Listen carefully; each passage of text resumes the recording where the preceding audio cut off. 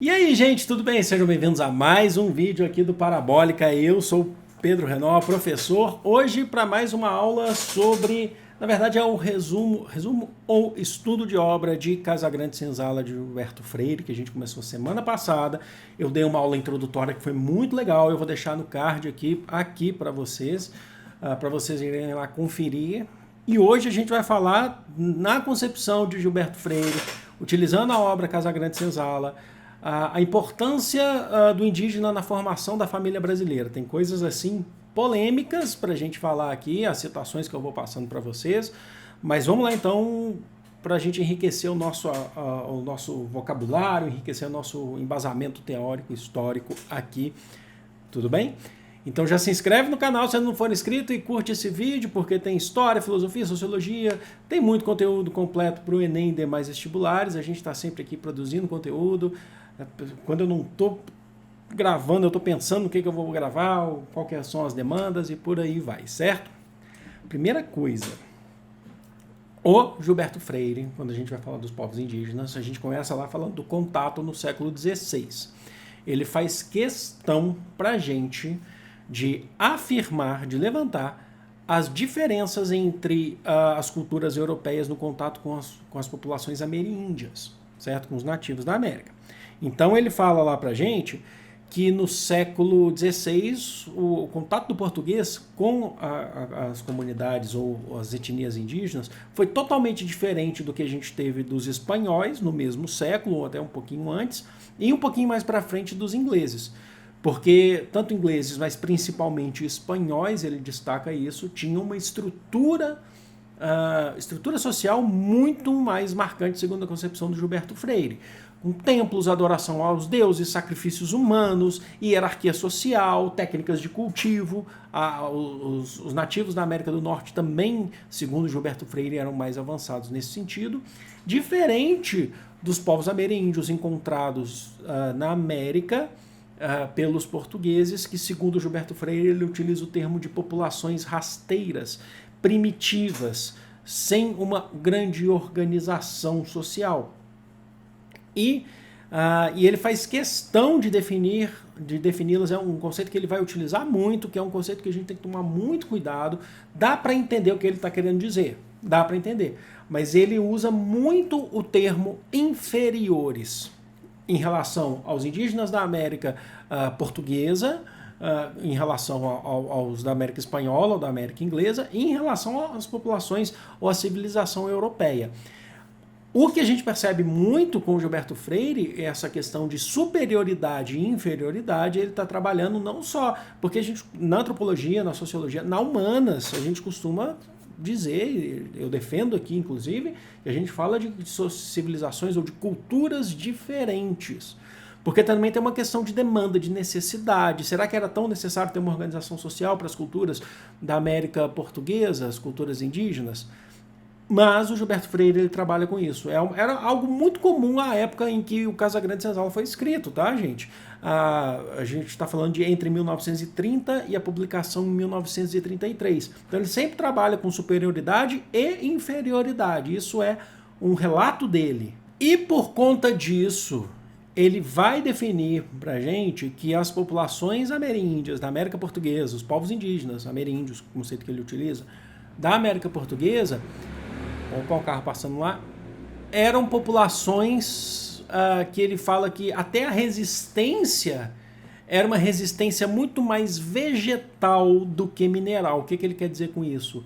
Ele fala que a resistência foi mais branda. E é outro conceito que a gente tem. A gente faz aqui a análise da obra, né, o estudo de obra, mas a gente sempre tem que precisar olhar, ver o que está sendo produzido hoje da historiografia. A gente sempre precisa olhar e fazer a crítica, tá? Não significa que a obra não tenha lá a sua importância, tem sim, mas ela tem inclusive, sobretudo, a sua importância para a gente entender o que se pensava da história do Brasil na década de 30, em pleno governo Vargas, uma tentativa de criação de uma unidade nacional, como eu já falei para vocês na aula introdutória. Ele fala que as comunidades indígenas tinham uma postura muito mais vegetal aqui na América Portuguesa, o que tornou essa resistência à agressão aos invasores. Ele não nega a invasão, tá? Isso é importante destacar, mas ele fala que essa invasão, a violência ou a agressão dos povos indígenas aos invasores foi muito mais branda. Ele usa esse conceito de vegetal. E aí chega num ponto que toca. E assim, lendo o Casagrande Senzala, não é a primeira vez que eu tô lendo, mas assim, a gente fica um pouco nervoso de ver o que o Gilberto Freire está falando e o que, como eu falei para vocês, mas a gente precisa entender esse contexto da época, não aceitá-lo. Mas a gente precisa estudar esse conceito da época do que ele está falando. A gente fica nervoso, sim, isso é inegável. Isso não tira a importância da sua obra como um estudo de história do Brasil, mas é que outros autores que virão depois vão fazer críticas, inclusive, muito, muito coerentes à obra do Gilberto Freire. Vale lembrar a Florestan Fernandes, né? Bom, ele trabalha com a ideia de que as mulheres indígenas, já que a gente está falando da formação da família brasileira, do ponto de vista partindo do indígena, da importância do indígena, ele fala que essa questão sexual, como eu já disse a vocês, que tem uma pegada sexual muito forte, que as mulheres indígenas elas já se atiravam para os portugueses, os colonizadores logo de cara, que eles não faziam tantos esforços. As mulheres indígenas já na presença dos portugueses já se atiravam. E aí eu vou ler aqui as duas primeiras citações, em seguida uma menorzinha e uma outra um pouco maior, que ele fala sobre isso, prestem bem atenção. As mulheres eram as primeiras a se entregarem aos brancos, as mais ardentes indo esfregar-se nas pernas desses que supunham deuses, porque tem toda aquela concepção, são deuses, o primeiro contato e tal.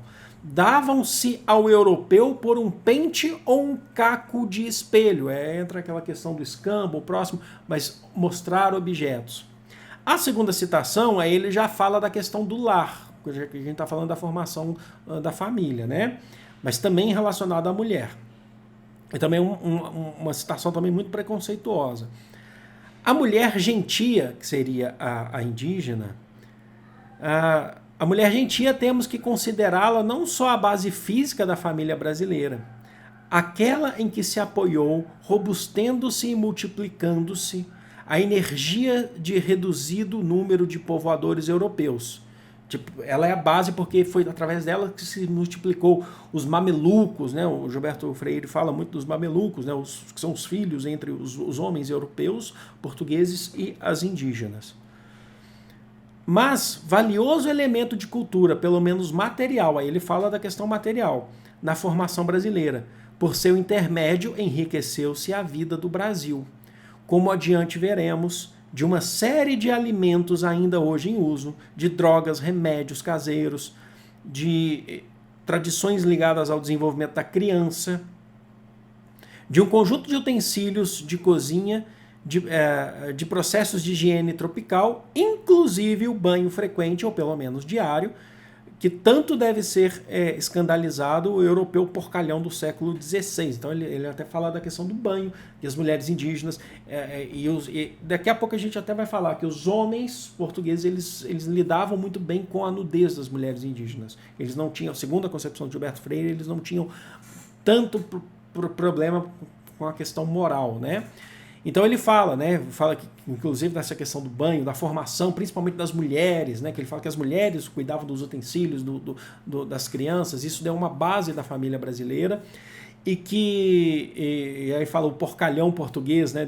Em alguns momentos, nesse mesmo livro, ele fala sobre, inclusive, quando ele vai falar de franceses também, ele fala que os franceses, ele dá o exemplo da corte francesa de Luís XIV, que já é mais para frente, não é esse período que a gente está trabalhando, mas fala que ele lavava a mão e o rosto uma vez por dia, porque os médicos pediam para ele fazer isso, e era com álcool, algumas borrifadas de álcool apenas. E o homem indígena, porque aqui a mulher, ele dá uma conotação muito sexual, que elas se atiraram aos portugueses, elas queriam isso, né, nesse contexto. E o homem? Para o Gilberto Freire, o homem indígena era um aliado do colonizador na maior parte do tempo, na concepção. Fala que o homem serviu-se muito bem ao colonizador, diferente, por exemplo, do homem africano. Segundo o Gilberto Freire, a gente ainda vai trabalhar com a questão dos africanos, tá? Num outro vídeo. Mas serviu-se muito bem o indígena homem aos bandeirantes, Aí a gente tem que fazer a crítica, porque os bandeirantes queriam escravizá-los. Fala que eles eram os caras que conheciam a mata, isso de fato eram. E também eram grandes aliados militares, foram aliados militares sim contra as invasões estrangeiras, franceses, espanhóis. Mas ele trabalha com uma ideia que é uma ideia de que aquela concepção que a gente fala, de que isso vai formando a base da democracia racial, segundo essas concepções, né, que o indígena, então, ele é um aliado do colonizador. E ele não serviu muito bem para a cana-de-açúcar, então ele se tornou um grande aliado militar e de exploração. Olha só o que ele fala aqui nesse contexto aqui. Muito auxiliou o índio ao bandeirante mameluco. Mameluco, então, lembrando que é o português homem com a mulher indígena.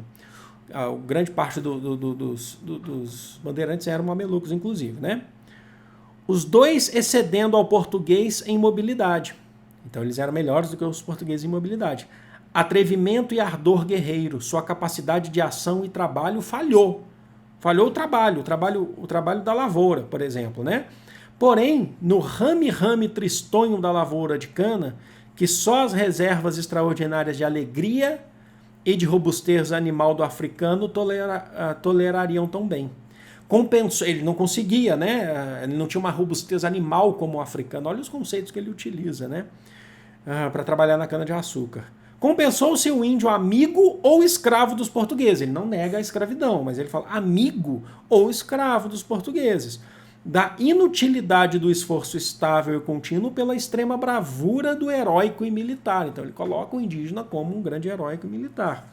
Na obra de sertanismo e de defesa da colônia contra espanhóis contra tribos inimigas dos portugueses, contra corsários. A gente sabe que você tem uma gama de corsários franceses aqui no Brasil no século XVI.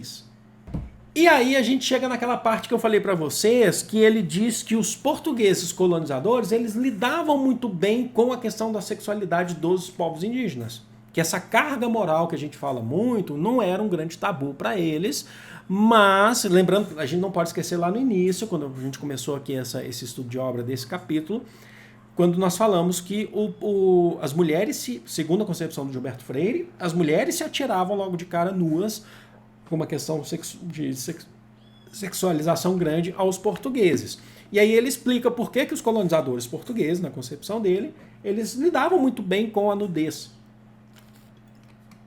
A gente fala assim, eles tinham uma roupa pesada, viram aqueles homens nus, as mulheres, principalmente as mulheres, tá? Ó, já afeiçoados à poligamia, não só a nudez, mas também a poligamia, tá? Ele fala que os portugueses, portugueses super católicos, né, inclusive, mas já afeiçoados à poligamia pelo contato com os mouros, os africanos de religião islâmica, os portugueses encontravam na moral sexual dos ameríndios o campo fácil onde expandir-se aquela sua tendência de moçárabes, certo?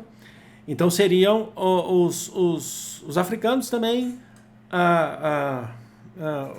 os árabes também vivendo em Portugal, tá? Portugal e na Espanha, por isso que chamou moçárabes, tá? Nos últimos 2 séculos, porque a gente sabe que você teve invasão árabe na Península Ibérica durante muito tempo, já desde a Idade Média. Então eles tinham esse contato de fato com o mundo árabe. Nos últimos 2 séculos, um tanto recalcada e agora de repente solta, para viverem com muitas mulheres. Então ele fala que os portugueses já conheciam essa questão da poligamia e lidavam muito bem por conta dos árabes que viviam na Península Ibérica, com a questão da poligamia dos árabes, dos muçulmanos, árabes, muçulmanos religião, lembrando que o islamismo é religião, árabe é etnia, certo? E aí ele já começa a entrar na questão, o Gilberto Freire não nega, tá, extermínio da população indígena. Isso é importante destacar também. Porque falando na democracia, ele falou que foi tudo bem, foi tudo lindo, também não. Mas ele arruma maneiras, o Gilberto Freire sempre arrumou maneiras de tentar dar uma justificada. Então, por exemplo, olha só o que ele fala nessa questão agora. Prestem bem atenção. Olha só. Considerando neste ensaio o choque das duas culturas, a europeia e a ameríndia, do ponto de vista da formação social da família brasileira, os europeus e os nativos aqui, em que predominaria a moral europeia e católica. Ele fala, predomina a moral europeia e católica. Não nos esqueçamos, entretanto, de atentar no que foi para o indígena e do ponto de vista de sua cultura, o contato com o europeu. Contato dissolvente, quer dizer que se dissolveu entre as populações nativas da América, dominadas pelo colono e pelo missionário. Aí vai entrar um ponto importante para a gente caminhar para o final, mas talvez seja uma parte mais importante aqui, dominadas pelo colono e pelo missionário, e a degradação moral foi completa. Ele fala, degradação moral do indígena. Como sempre acontece ao juntar-se uma cultura já adiantada com outra atrasada. Então ele já está usando de novo aquele conceito de adiantado e atrasado, superior, inferior. E ele fala que a degradação moral do indígena foi grande ao contato, como ele fala, como sempre acontece esse contato entre duas culturas. Mas aí ele entrou com um elemento novo, que é o missionário. A gente está falando do jesuíta e o Gilberto Freire, atenção, ele coloca um peso muito grande na degradação moral do indígena nas costas do jesuíta, muito mais do que do colonizador, aquele que quer escravizar o indígena. Tá bom? Ele não nega, mas ele fala que a maior culpa é do jesuíta, é do missionário, é da Igreja Católica. E aí eu vou ler aqui na tela, porque onde eu preparo aula na tela e passa para o celular depois, mas aí ficou meio cortado aqui no celular. Atenção para essa parte quando ele fala do jesuíta. Eu vou ler aqui, ó. Vou até me aproximar um pouco mais. Das 15 ali classificadas, ele vai falar de 15 pontos dessa degradação moral do povo indígena.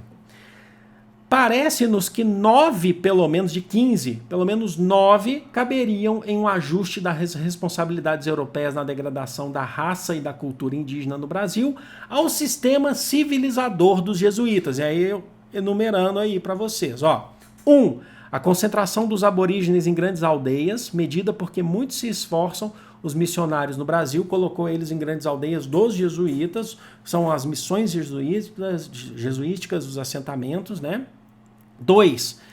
Vestuário à europeia, outra imposição jesuítica aos catecúmenos.